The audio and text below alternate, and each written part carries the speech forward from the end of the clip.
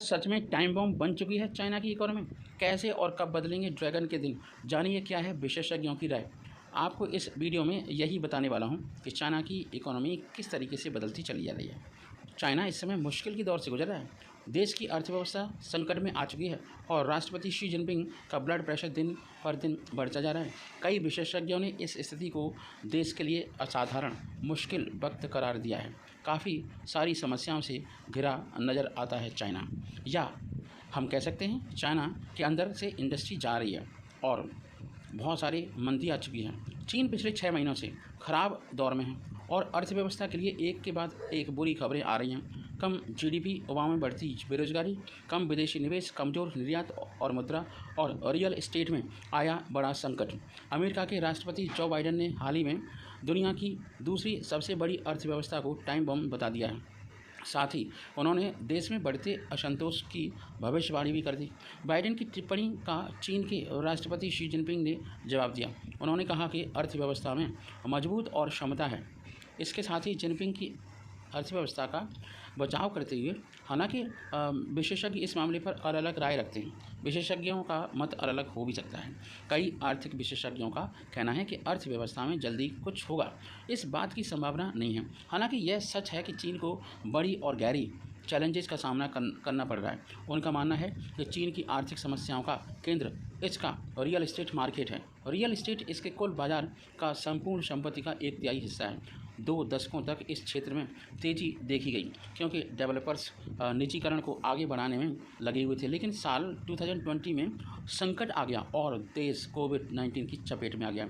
साथ ही सिकुड़ती हुई जनसंख्या किसी भी देश के लिए अच्छा संकेत नहीं होती है। चीन की सरकार ने साल 2008 में अमेरिका में आई मंदी जैसी स्थिति से डरते हुए डेवलपर को कितना उधार लेना चाहिए, इस पर प्रतिबंध लगा दिया। जल्द ही रियल एस्टेट डेवलपर्स अरबों डॉलर के खर्च में या कर्ज में डूब जाएंगे। क्या है कारण? देश में अब घरों की जो मांग में गिरावट है वो अब कम हो गई है और प्रॉपर्टी की कीमतों में गिरावट आ रही है। इन वजहों से चीन में घर के मालिकों को गरीब बना दिया है। 3 साल बाद उन्होंने उम्मीद जताई थी कि वो कोरोना वायरस प्रतिबंधों से उबर पाएंगे। वेल्थ मैनेजमेंट की चीफ एशिया अर्थशास्त्री एलिसिया गार्सिया हेरेरो कहती हैं कि चीन में संपत्ति आपको बचत का प्रभावी रूप से है।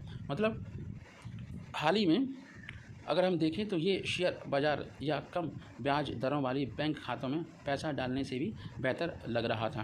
कुछ अर्थशास्त्रियों का कहना है कि इस दर्द को कम होने में अभी सालों लगेंगे। संपत्ति संकट भी चीन की अर्थव्यवस्था के कामकाज के तरीकों को समस्या का उजागर करने में समर्थ है। पिछले 30 वर्षों में देश की आश्चर्यजनक वृद्धि निर्माण कार्यों की वजह से थी।